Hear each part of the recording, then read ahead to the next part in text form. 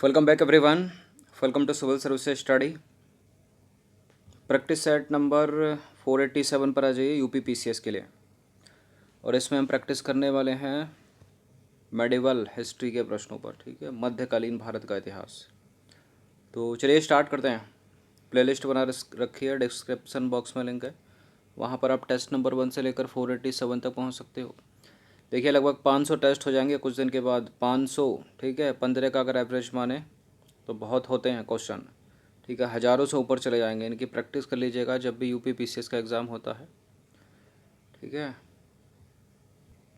चलिए तो question number 1 का आंसर करिए। किसके काल को मुगल चित्रकला का स्वर्णकाल कहा जाता है? ये प्रश्न बड़े पूछे जाते हैं। एक चित्रकला का पूछा जाता है, एक स्थापत्य कला का। तो जहांगीर के काल को मुगल काल का जो है मुगल चित्रकला का स्वर्ण काल या स्वर्ण युग कहा जाता है या माना जाता है। तो देखिए जहांगीर के काल में जो है मुगल चित्रकला का खूब विकास हुआ और उसका काल मुगल चित्रकला का स्वर्ण काल कहा जाता है। बात जहांगीर की हो रही है। तो जहांगीर के समय के प्रमुख चित्रकारों में फारूक बेग, दौलत, मनोहर, विसनदास, मंसूर, अबुल हसन थे। फारूक बेग ने बीजापुर के शासक सुल्तान आदिल शाह का चित्र बनाया था। ठीक है, जहांगीर चित्रकला का जो है बड़ा कुशल पारखी था और जहांगीर के समय को चित्रकला का स्वर्ण काल कहा जाता है। ठीक है, और इतना कुशल था कि उसके लिए कृति भी कहा जाती है, उसके लिए कहावत थी। जहांगीर ने स्वयं कहा था कि यदि किसी चित्रकार ने किसी भी व्यक्ति विशेष या वस्तु का, ठीक है, उसका सर किसी और ने बनाया हो, हाथ किसी और ने बनाया हो, तब भी मैं ये बता सकता हूँ कि सर किसने बनाया है, मतलब उसका चेहरा किसने बनाया, उसके हाथों को किसने बनाया, उसका धड़ किसने बनाया। इतना पारखी था वो। क्वेश्चन नंबर 2 पर आ जाइए। किसके काल को मुगल वास्तुकला का स्वर्णकाल कहा जाता है? एक तो चित्रकला का स्वर्णकाल हो गया, मुगल चित्रकला का स्वर्णकाल, यह है मुगल वास्तुकला का स्वर्णकाल। तो मुगल वास्तुकला या स्थापत्य कला भी आ सकता है वास्तुकला की जगह। यह है शाहजहां। तो शाहजहां के काल को मुगल वास्तुकला का स्वर्ण युग कहा जाता है, स्वर्णकाल कहा जाता है। इसकी प्रमुख इमारतें कौन कौन सी हैं? आगरे का ताजमहल, दिल्ली का लाल किला, आगरे की मोती मस्जिद और दिल्ली की जामा मस्जिद। क्वेश्चन नंबर 3 पर आ जाइए। लिंगराज मंदिर किस प्रदेश में है? एक आसान सा प्रश्न है। उड़ीसा में, उड़ीसा भुवनेश्वर। तो लिंगराज मंदिर उड़ीसा की राजधानी भुवनेश्वर में है। इम्पोर्टेंट है, लिंगराज मंदिर किसको समर्पित है? तो शिव को समर्पित है ये मंदिर। ठीक है, उड़ीसा के भुवनेश्वर जिले में स्थित सबसे पुराने मंदिरों में से एक है। यह मंदिर कलिंग वास्तुकला की सर्वोत्कृष्ट, ठीक है, सर्वोत्कृष्टता को दर्शाता है। और यूपीएससी अगर ये प्रश्न करने लगे तो ये तो पूछेगी नहीं कि कहाँ पर है। ठीक है, शिव को समर्पित अगर रेयर केस में पूछा तो पूछा, वरना यहाँ से प्रश्न बनाएगी। ठीक है, कलिंग वास्तुकला की सर्वोत्कृष्टता को दर्शाता है और भुवनेश्वर में स्थापत्य परंपरा के मध्यकालीन चरणों की पराकाष्ठा का प्रतिनिधित्व करता है। नटराज की कांस्य मूर्ति किस वंश से संबंधित है? नटराज की कांस्य मूर्ति का संबंध है चोल वंश से। तो नटराज की कांस्य मूर्ति जो है वो चोल वंश से संबंधित है और नटराज का अर्थ है तांडव नृत्य की मुद्रा में शिव। क्वेश्चन नंबर 5 पर आ जाइए। निम्नलिखित शहरों में से एक प्रसिद्ध स्मारक रूमी दरवाज़ा कहाँ स्थित है? रूमी दरवाज़ा कहाँ स्थित है? लखनऊ में स्थित है, उत्तर प्रदेश के। तो लखनऊ में बड़ा इमामबाड़ा की तर्ज पर ही रूमी दरवाजे का निर्माण भी अकाल, ठीक है, राहत प्रोजेक्ट के अंतर्गत किया गया है। और नवाब आसफुद्दौला ने यह दरवाज़ा 1783 में अकाल के दौरान जो है बनवाया था ताकि लोगों को रोज़गार मिल सके। और अवध वास्तुकला के प्रतीक इस दरवाजे को तुर्किश गेटवे कहा जाता है। ठीक है, क्वेश्चन नंबर 6 पर आ जाइए। कबीर किसके शिष्य थे? कबीर शिष्य थे रामानंद के। ठीक है, और तुलसीदास वल्लभाचार्य। तो कबीर दास जी जो है वो रामानंद के शिष्य थे। रामानंद भक्ति काल के प्रमुख संत थे। और कबीर के 12 शिष्यों में कौन कौन है वो देख लीजिए। कबीर के 12 शिष्यों में अनंतनाद, ससुरु ससुरानंद, ठीक है, सुखानंद, नारारी दास और भावनंद, भगत पीपा, सैन, धन्ना, रविदास और 2 महिला शिष्य भी हैं, उनका नाम है सुश्री और पद्मवती। ठीक है, पद्मवती। क्वेश्चन नंबर 7 है, अकबरनामा किस भाषा में है? अकबरनामा है फारसी भाषा में। तो देखिए अकबरनामा जो है वो फारसी भाषा में, ये अकबर की जीवनी है। ठीक है, इसको आइन ए अकबरी भी कहते हैं। और किसकी रचना है ये? मोस्ट इम्पॉर्टेंट है, अबुल फजल की रचना है। इसके रचनाकार अबुल फजल हैं और अकबर के 9 रत्नों में से एक थे अबुल फजल। क्वेश्चन नंबर 8 है, महमूद गजनबी के साथ कौन भारत आया था?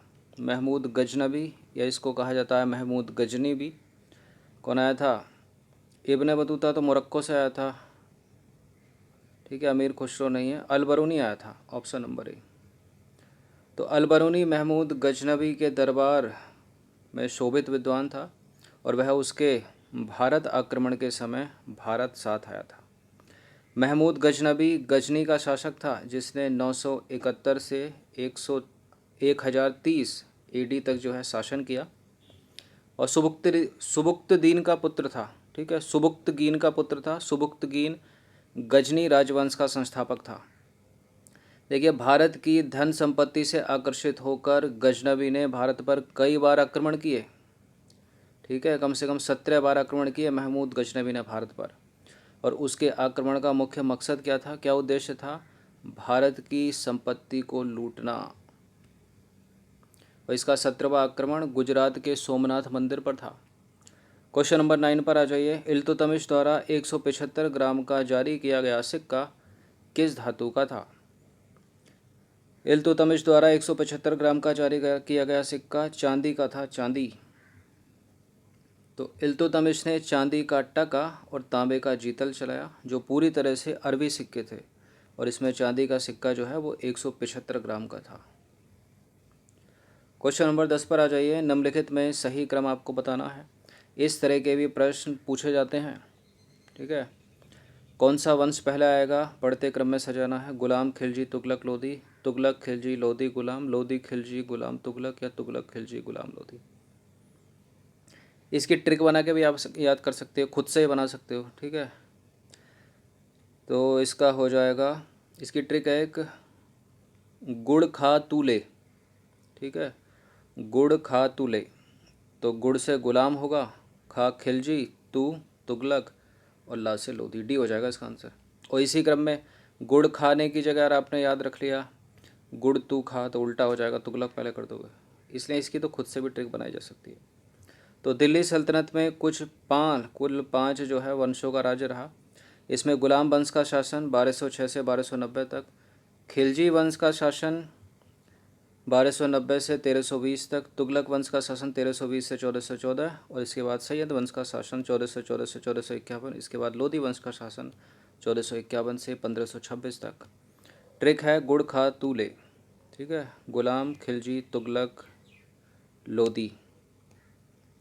ठीक है, इसके बाद आ जाएगा सैयद। क्वेश्चन नंबर 11 पर आ जाइए। पानीपत की तीसरी लड़ाई किन के बीच हुई थी? Third battle of Panipat, Maratha और अफगान। ठीक है, ऑप्शन नंबर डी हो जाएगा इसका आंसर, 1761। तो पानीपत की तीसरी लड़ाई, ठीक है, या तीसरा युद्ध सदाशिव भाऊ की मराठा सेना और अहमद शाह अब्दाली की अफगान सेना के बीच हुआ, जिसमें मराठों की हार गई। ठीक है, मराठों की हार हुई, हार गए मराठे। उनके 70,000 सैनिक मारे गए, उनके कई योग्य योद्धा भी मारे गए। इसमें अफगानों का रुहेलो अवधों के राजाओं ने साथ दिया था, लेकिन मराठों का साथ ना राजपूतों ने दिया ना जाटों ने दिया, बेचारे अकेले पड़ गए। क्वेश्चन नंबर 12 पर आ जाइए। तुंगभद्रा के तट पर कौन सा साम्राज्य विकसित हुआ? चोल, चालुक्य, बहमनी, विजयनगर। तुंगभद्रा नदी आपको पता ही होगा भारत में कहाँ पर बहती है, किसकी ट्रिब्यूटरी है? ठीक है, दक्षिण की तरफ ही है। तो क्या बहमनी साम्राज्य लगा दें इसमें? गलत, विजयनगर साम्राज्य होगा। तो देखिए, विजयनगर की स्थापना हरिहर और बुक्का नामक 2 सगे भाइयों द्वारा की गई थी। ठीक है, यह मध्यकाल का सबसे बड़ा हिंदू साम्राज्य था। विजयनगर साम्राज्य। क्वेश्चन नंबर 13 है, सड़क ए आजम किन शहरों को जोड़ती थी? आगरा दिल्ली, आगरा काबुल, आगरा सासाराम, सासाराम देवगिरी। सड़क ए आजम, इसको वो मत समझ लेना आप, ठीक है। इसका उत्तर हो जाएगा सी, आगरा और Sasaram, option number C.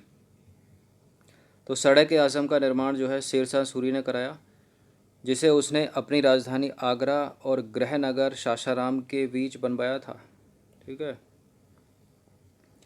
Question number 14 पर आ जाइए। राणा कुंभा ने चित्तौड़ का विजय स्तंभ किस युद्ध में विजय के बाद बनवाया?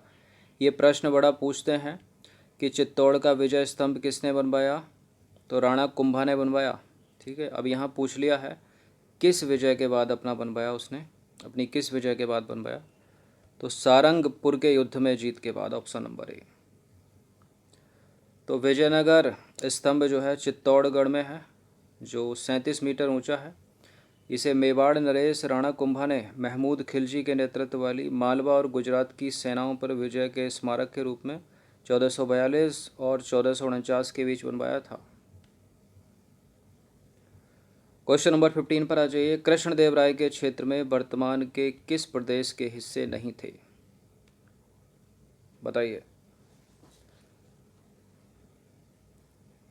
विजयनगर साम्राज्य, ठीक है। देखिए ये वाला जो पार्ट है यहाँ से लेके गुजरात नहीं था, महाराष्ट्र नहीं था, उसके नीचे से केरल, कर्नाटक, तमिलनाडु, फिर आंध्र प्रदेश और उड़ीसा तक इतना आधिपत्य था इनका, ठीक है। तो तमिलनाडु हो जाएगा, केरल हो जाएगा, कर्नाटक हो जाएगा, महाराष्ट्र एलिमिनेट हो जाएगा। तो कृष्णदेव राय जो है विजयनगर के सबसे महान राजा थे। उनका जो राज्य था वर्तमान में तमिलनाडु, केरल, कर्नाटक, ठीक है, कर्नाटक, उड़ीसा और आंध्र प्रदेश में फैला हुआ था, यानी पूरा दक्षिण की तरफ। अब बाबर ने कुछ कहा है कृष्णदेव राय के बारे में, इंपॉर्टेंट है, पूछा भी गया एक दो बार। बाबर ने कृष्णदेव राय को भारत का सबसे शक्तिशाली राजा बताया है, ठीक है, भारत का बताया, ऐसा नहीं है दक्षिण भारत का। तो ये 15 प्रश्न थे मध्यकालीन भारतीय इतिहास के, इनकी प्रैक्टिस एक बार कर लीजिएगा। धन्यवाद।